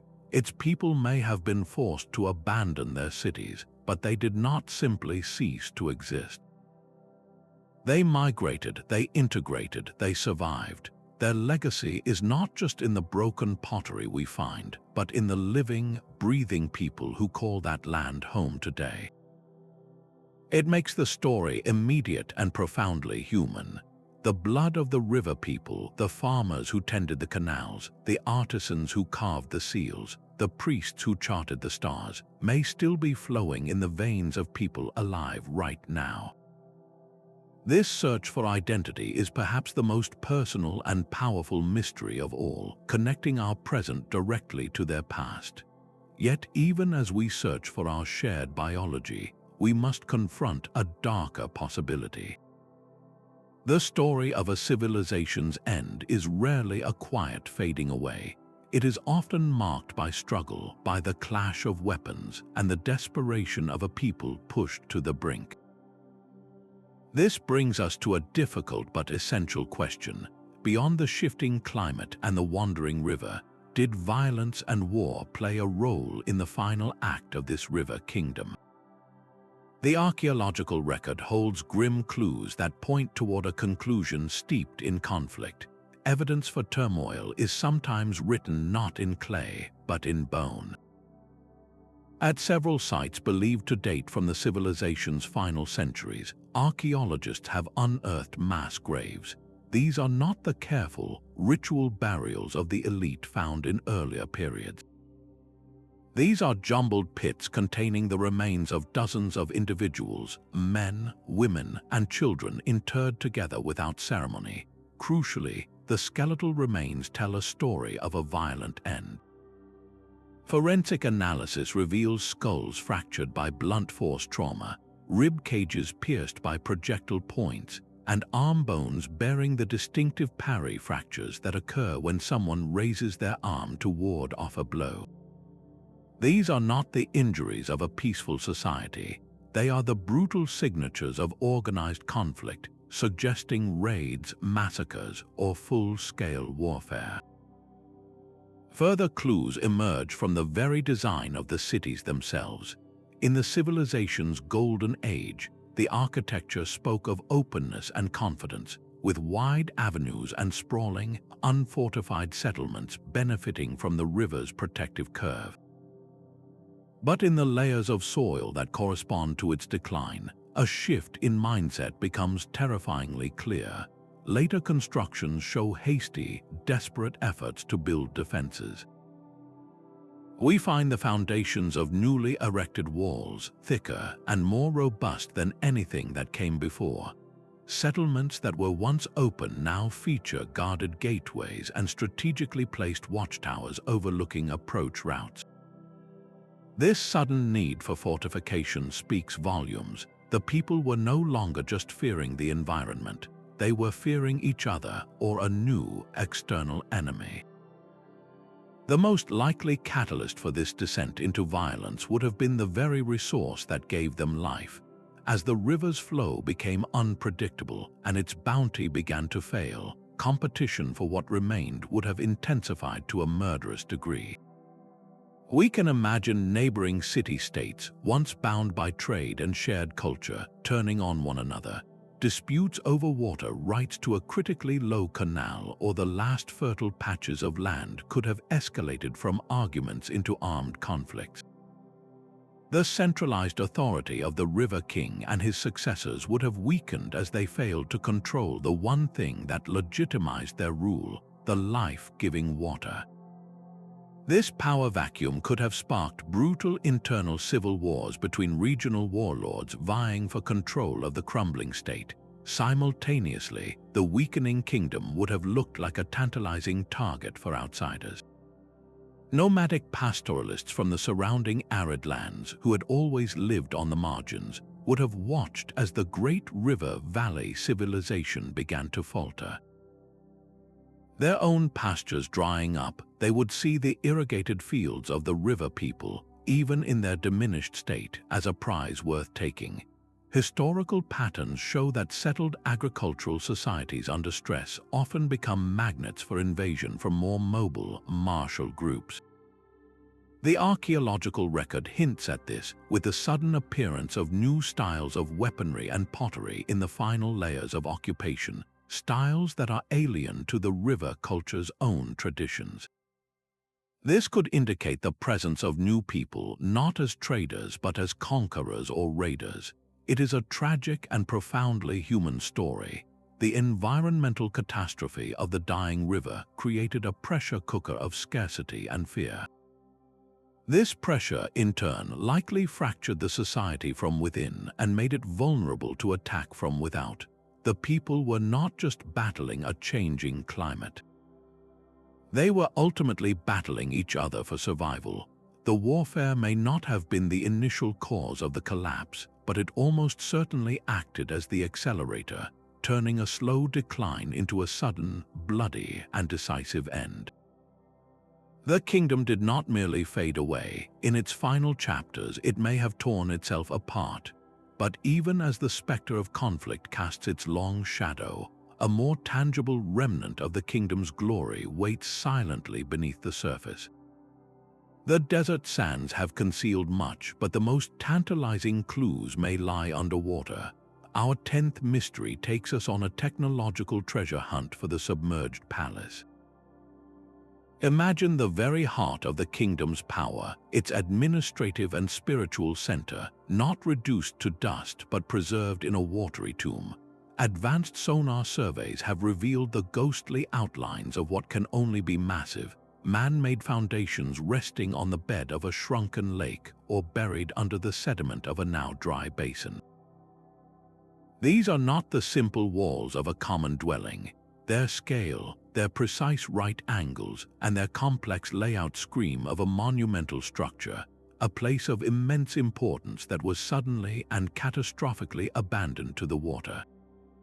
Recovering its secrets is one of archaeology's greatest modern challenges. This is not a simple dig. It is a complex underwater excavation that feels more like a space mission than a traditional archaeological site. Teams of divers, often working in near-zero visibility, must navigate a treacherous landscape of unstable silt and debris.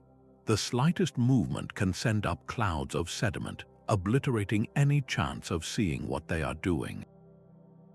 Every artifact, every piece of pottery or fragment of a wall, must be meticulously documented in three-dimensional space before it is ever moved.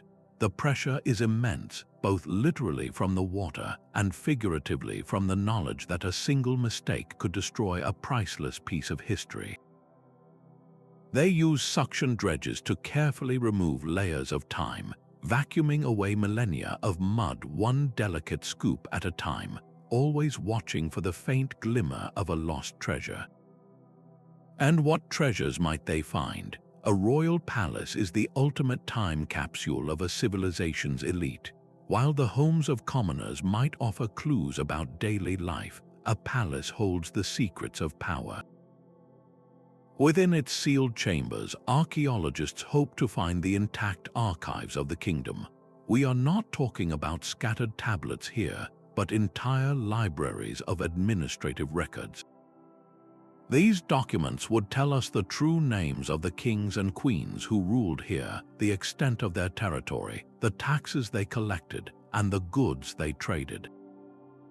We could finally read the royal correspondence, understanding their diplomatic relations, their fears, and their ambitions in their own words.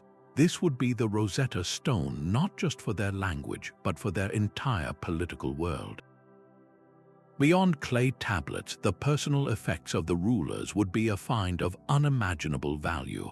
Imagine discovering the very throne room with the monarch's seat still in place. Or their private quarters containing jewelry of gold and lapis lazuli, intricate seals of office, ceremonial weapons, and perhaps even the remains of fine textiles. These objects would tell us about their art, their technology, and their connections to other cultures through trade. Most importantly, the context of these items is key. Finding a crown in a tomb is one thing. Finding it in a palace corridor, perhaps dropped in a frantic rush, tells a story of sudden panic and flight. The palace's final moments, frozen in time, could provide the definitive answer to whether the end came from a sudden natural disaster like a catastrophic flood or a violent invasion that stormed the gates. This sunken citadel is more than just a building.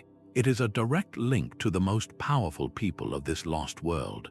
Its discovery and excavation represent our best chance to move beyond theories and truly meet the River Kingdom's rulers face to face.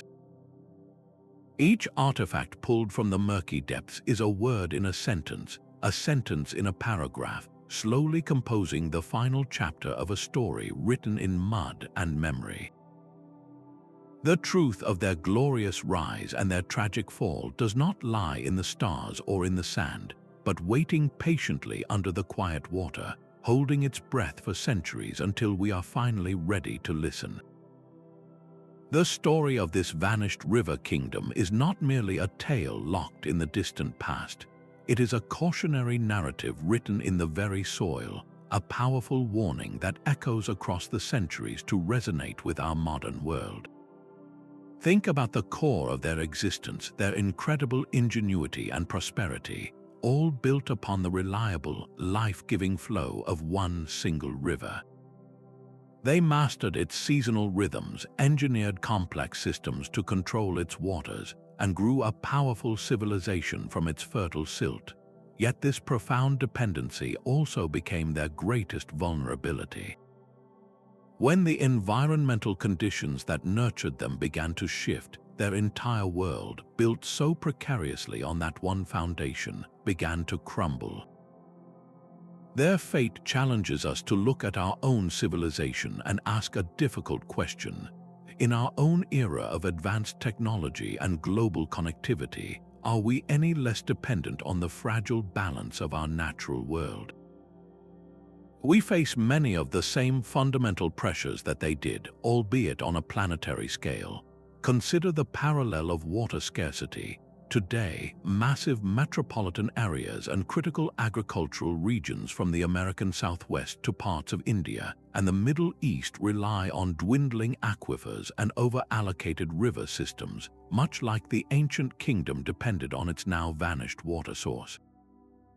Climate change acts as a terrifying amplifier of this threat, altering precipitation patterns, intensifying droughts, and melting the glacial ice that feeds many of the world's great rivers.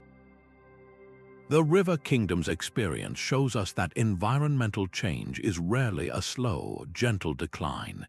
It often reaches a tipping point, a moment where the intricate systems a society depends on simply fail, leading to rapid and irreversible collapse.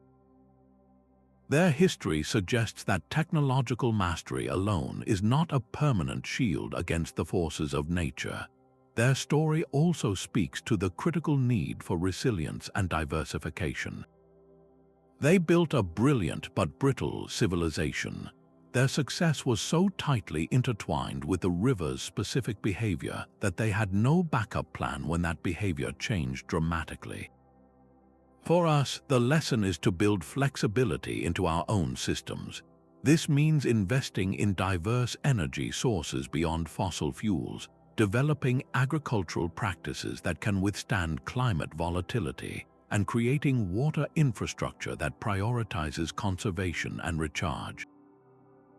It is about learning to work with natural systems rather than attempting to dominate and control them completely. The River Kingdom's engineers were masters of control, but they could not control the climate shifts that starved their river. We must learn to be masters of adaptation. Ultimately, the sands that buried this kingdom hold up a mirror to our own time.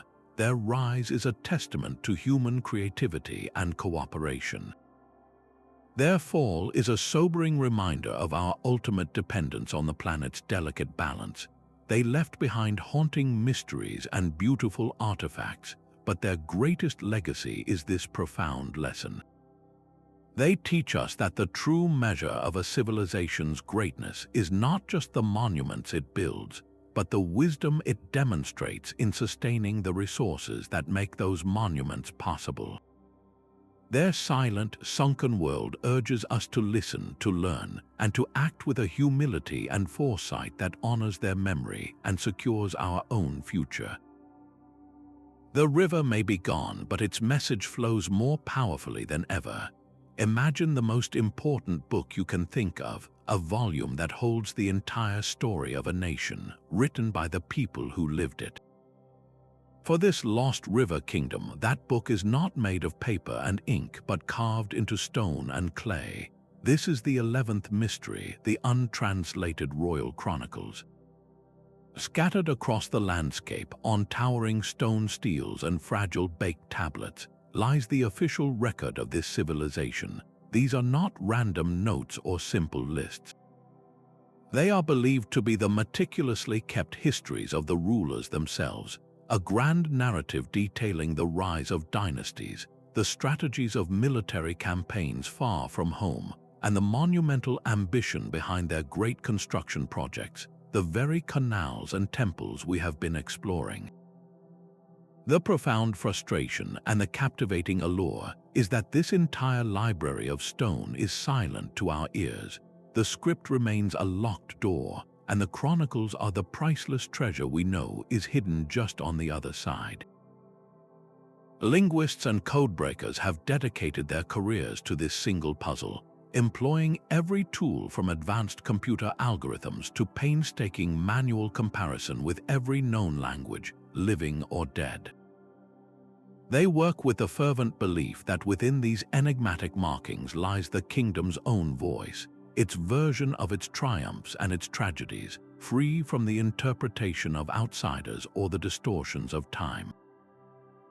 It is the difference between reading about someone and hearing them speak directly to you. Deciphering this script is a monumental task without a key. Unlike the Rosetta Stone, which provided a parallel text in 3 known scripts to unlock Egyptian hieroglyphs, this river script stands alone, an isolated system of writing with no obvious relative. Every small advance is a hard-won victory. A researcher might identify a recurring group of symbols that always appears near carved images of a temple, suggesting it means to build or to dedicate. Another might find a sequence that only appears on monuments celebrating a military victory, perhaps indicating a word for conqueror or triumph. It is a process of building understanding one tiny, fragile brick of assumption at a time. The potential knowledge trapped within these chronicles is staggering. Beyond just names and dates, they could reveal the political philosophy that held the kingdom together, the economic treaties that fueled its trade, and the personal rivalries that threatened to tear it apart. We could learn the true purpose of their most enigmatic monuments, or finally put a name to the faces of the rulers whose grand tombs we have found. Most poignantly, these records might contain their own observations of the environmental changes that began to doom them, the first signs of the river's decline written by the scribes who witnessed it firsthand. They could provide an ancient eyewitness account of a civilization witnessing its own end. This is the ultimate historical prize. To crack this code would be to finally grant this lost kingdom the ability to tell its own story. We would move from being archaeologists interpreting clues to being an audience listening to a long-lost narrator. We could hear the king's own voice, not in a mythical legend, but in a formal proclamation. We could understand the worries of a merchant recording fluctuating trade routes and the hopes of an engineer praising a newly completed reservoir. The untranslated chronicles are the beating heart of the mystery, a direct line to a world we have only been able to imagine. Until that linguistic barrier falls, their true history remains their final and most carefully guarded secret. Unlocking the past is no longer just a matter of brushes and trowels. Today, we are witnessing a quiet revolution in archaeology, a field transformed by tools that feel more like science fiction than history. The search for our lost river kingdom is now a high-tech detective story, where clues are gathered from orbit, from the air, and even from the atomic level. This is how we piece together a civilization from dust, using an array of astonishing methods to see what the naked eye never could. It begins high above the Earth. Satellite photography and specialized remote sensing technologies have become the archaeologist's first and most powerful tool. By analyzing imagery captured from space, researchers can identify subtle variations in soil moisture and vegetation growth. These variations often trace out the ghostly outlines of features long buried beneath the surface. A straight line cutting through a field might be the shadow of an ancient wall. A circular patch of slightly different colored wheat could reveal the location of a filled-in grain silo. Most crucially for our river kingdom, these eyes in the sky can map the long-dried courses of ancient riverbeds, showing us exactly where the life-giving waters once flowed and where settlements would logically have clustered along its banks. This macro view provides the essential map for the entire investigation. Once a promising site is identified from above, the focus shifts closer to the ground with ground-penetrating radar. This remarkable technology allows archaeologists to see underground without ever breaking the soil. By sending radar pulses into the earth and measuring the signals that bounce back, the system can create detailed three-dimensional maps of buried structures. It can reveal the foundations of houses, the layout of city streets, the deep pits of tombs, and the intricate network of irrigation canals that were the kingdom's circulatory system. This is like having X-ray vision for the planet, uncovering a complete city plan hidden for centuries, all while leaving the site perfectly intact for future generations to explore. The investigation then takes to the air once more, but this time much lower, with drone surveys. Equipped with high-resolution cameras and LiDAR scanners, these unmanned aerial vehicles fly precise patterns over archaeological sites. LiDAR, which stands for light detection and ranging, uses laser pulses to measure distances to the ground, effectively digitally stripping away vegetation and surface clutter to create a stunningly accurate topographic model of the land beneath. This technology is particularly effective in densely forested or rugged areas where traditional surveys are difficult. A drone flying over a seemingly empty plain can use LiDAR to reveal the faint but distinct remains of fortifications, ceremonial platforms, or entire villages, rewriting our understanding of the civilization's size and complexity.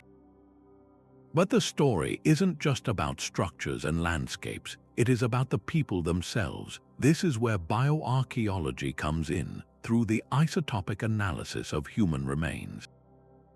When we are fortunate enough to discover grave sites, the skeletons within become incredible archives of personal information. By analyzing the isotopes, which are subtle chemical variants, in teeth and bones, scientists can determine what a person ate throughout their life. Were they primarily consuming fish from the river or grain from irrigated fields? This tells us about diet and agriculture. Furthermore, these isotopes can pinpoint where a person grew up versus where they died, revealing patterns of migration. Did people spend their entire lives in one place, or was this a society of travelers and traders? This technique turns a single skeleton into a biography written in chemistry. All of this work underscores a vital modern truth. Solving a mystery as deep as the fate of this river kingdom is no longer a task for the lone archaeologist. It is a profoundly interdisciplinary effort, a collaborative symphony of experts. Geologists study the soil layers and sediments to understand the environmental history. Climatologists analyze ice core and tree ring data to reconstruct ancient weather patterns that would have affected the river's flow. Geneticists extract and sequence ancient DNA from remains to trace lineage and connections to modern populations. Each specialist brings a piece of the puzzle to the table. The archaeologist acts as the conductor, orchestrating these diverse streams of data into a single, coherent narrative. We are using every tool at our disposal, from the cosmic scale of satellites to the microscopic world of isotopes, to listen to the whispers of the past. Each technological advance is another step toward finally hearing the whole story. Among the many artifacts left behind by the river civilization, one symbol appears with such consistency and grandeur that its meaning seems undeniable. It is a crown, but not like any other, carved into stone steels, pressed onto clay seals, and fashioned from precious metals. This ornate headdress is the ultimate emblem of royal authority. Its design is unmistakable, often featuring a central, stylized wave motif flanked by two serpents, their heads meeting at the forehead. This was no mere decoration. It was a powerful statement, a visual language proclaiming that the right to rule was divinely bestowed by the river itself. The ruler who wore this crown was not just a king, but the human embodiment of the water's power, the chosen intermediary between the people and the capricious spirit of the life-giving river. Tracing the evolution of this symbol through the layers of archaeological strata reveals a fascinating story in itself. In the earliest periods, the crown appears in simpler forms, often made of reeds or leather, as seen in faint impressions on burial shrouds.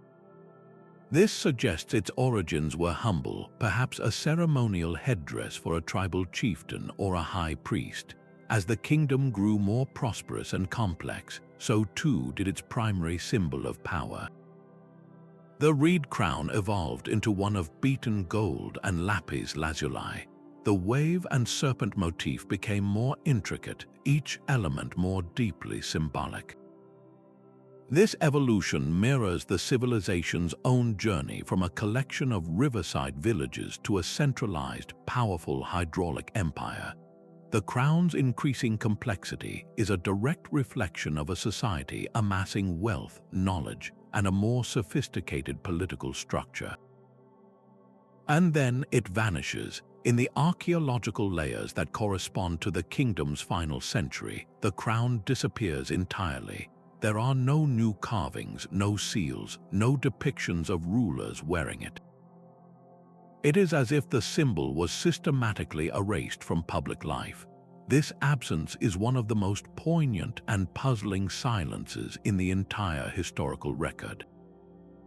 What could cause such a powerful symbol to simply stop being used?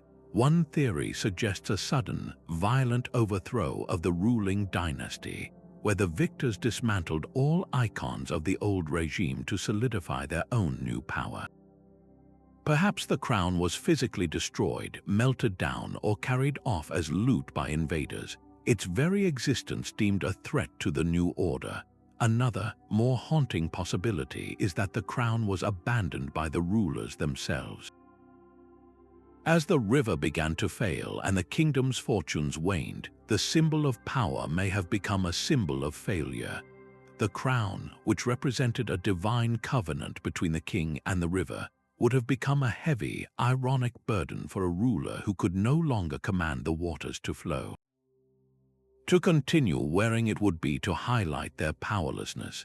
Its deliberate retirement could have been a silent admission of a broken promise, a loss of divine favor that made the very concept of kingship untenable. The authority it represented had literally dried up, just like the riverbeds. The fate of this singular crown is a profound metaphor for the collapse of the entire civilization.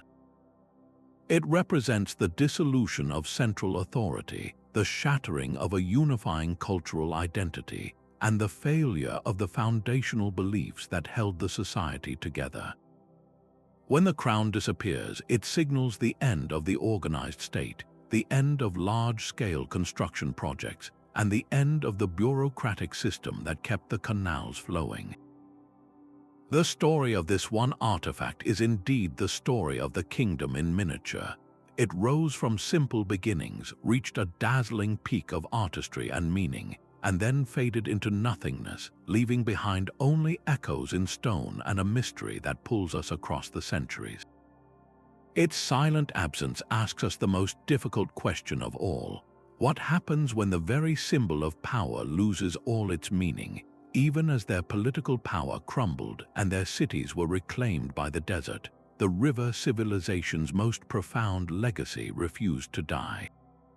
It was not written in stone or gold, but etched into the very landscape and passed down through generations in the form of practical, life-sustaining knowledge. Their genius for controlling water, for coaxing life from a sometimes unforgiving environment, did not vanish with the last ruler who wore the Serpent Crown. Instead, it seeped into the cultural bedrock of the region, influencing countless societies that came after them. We can trace the echoes of their hydraulic engineering in the traditional practices still employed by farmers in remote villages, in the layout of ancient canals that were repaired and reused for centuries, and even in the foundational principles of modern water management. This is a story of knowledge outliving empire, of wisdom flowing downstream through time. Consider the simple yet brilliant design of their canal networks. Archaeological surveys have mapped the ghostly outlines of these channels, revealing a system far more sophisticated than mere ditches for moving water. They engineered gentle, consistent slopes to maintain flow velocity without causing erosion. They built intricate distributaries and control gates to precisely direct water to different fields, a practice known as rotational irrigation. This concept of allocating water based on time or volume is a cornerstone of modern agricultural planning in arid regions. Centuries later, new cultures settling in the area would have encountered these crumbling but still functional canals. Rather than starting from scratch, they cleared the silt and repaired the walls, intuitively recognizing the superior intelligence of the original design. The Old Kingdom's engineers became silent partners in every harvest that followed. Their understanding of the river itself was another gift to the future. They were among the first to recognize the incredible fertility locked within the annual flood silt, the rich sediment carried from distant mountains.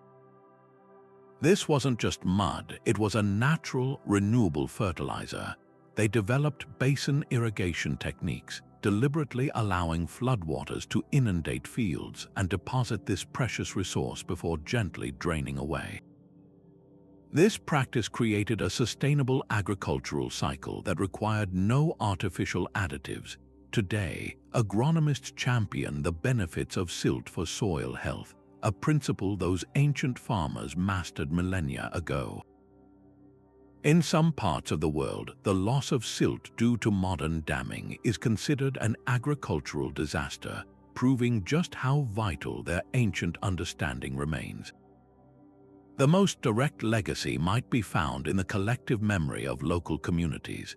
Ethnographers studying rural villages have recorded oral traditions and farming rituals that seem to hold faint echoes of the Lost Kingdom's practices. There are prayers for the river's rise, ceremonies to bless new irrigation channels, and a deep cultural respect for water masters, the individuals entrusted with managing local water distribution.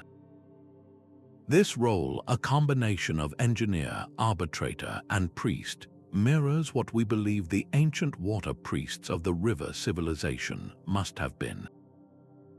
The knowledge of how to read the river's mood, when to plant based on water levels, and how to resolve disputes over access, all of this practical wisdom was likely passed down, adapted, and preserved long after the names of the kings were forgotten. Even modern civil engineering occasionally looks to the past for inspiration.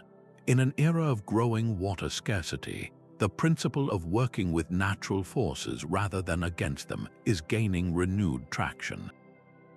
The ancient river civilization's approach was fundamentally adaptive.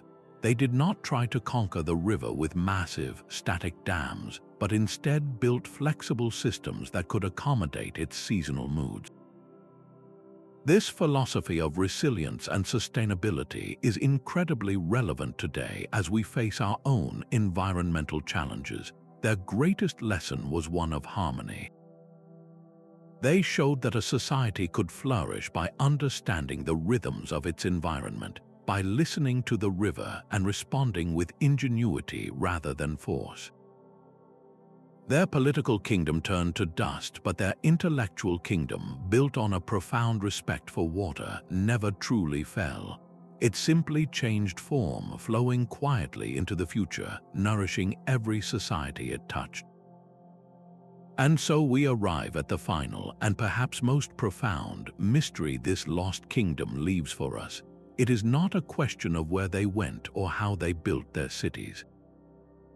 It is a question of why, after centuries of patient excavation and decipherment, after we have mapped their canals and studied their bones, we are left staring into the philosophical abyss of their entire existence. What was the ultimate meaning of their long struggle against the current of time? Was their magnificent story a triumphant epic of human ingenuity, a testament to our species' ability to bend a wild river to its will and create order from chaos? Or was it, in its heartbreaking conclusion, the oldest of cautionary tales, a stark warning about the dangers of hubris, of building a world so perfectly tuned to one specific environment that a single shift in the wind could bring it all crashing down? Their history holds up a mirror, forcing us to see our own civilization reflected in the silent waters of their vanished river. We humans are, by our very nature, builders and organizers. We look upon a landscape and see not what is, but what could be. We channel rivers, raise cities, and create intricate systems of law and culture, all in an effort to impose a sense of permanence on a world that is fundamentally impermanent. The people of the River Kingdom were masters of this impulse. They did not just live alongside their river, they entered into a profound partnership with it, believing they had mastered its rhythms for all time. Theirs was a magnificent, centuries-long endeavor to create something lasting, to leave a mark on the world that would echo through the ages, and for a while they succeeded brilliantly. Their legacy was a golden age of art, architecture, and abundance. But their story also illuminates the other side of our nature, our sometimes fatal tendency to believe our control is absolute, to forget that we are not the masters of nature, but merely its most ambitious tenants. This brings us to the inevitable force that reclaims all human endeavors: entropy, the gradual, unyielding movement toward disorder. No matter how grand our palaces, how precise our calendars, or how powerful our kings, everything we build is subject to the slow decay of time and the unpredictable whims of a changing planet. The River Kingdom's fate is the ultimate expression of this universal truth. Their sophisticated world, so dependent on a precise balance of climatic and hydrological conditions, was exquisitely fragile. When those conditions changed, whether through natural climate shifts or perhaps through their own gradual impact on the land, the entire intricate system unraveled. Their order was consumed by a new disorder, their carefully managed fields returning to desert, their bustling ports falling silent under the dust. This is not a unique tragedy, but a pattern repeated throughout human history, from the collapse of the Maya to the abandonment of Anchor. We build, and the world, in its own time, unmakes. Therefore, the most valuable artifact this civilization bequeaths to us is not a piece of gold or a carved tablet. It is a question, a challenge to our own sense of permanence. as we stand as the temporary custodians of our own modern civilizations, with our own complex systems and environmental dependencies, their story demands introspection. Are we, too, building a house of cards perfectly suited for a world that is rapidly disappearing? Does our own hubris blind us to the vulnerabilities we are creating? Their rise and fall is not a distant, irrelevant myth. It is a case study, a historical precedent written in sand and silt. It asks us to consider what truly constitutes a legacy. Is it the stone monuments we leave behind, or is it the wisdom with which we live in balance with our world? The river people's monuments are gone, but the wisdom we can glean from their experience is more vital than ever.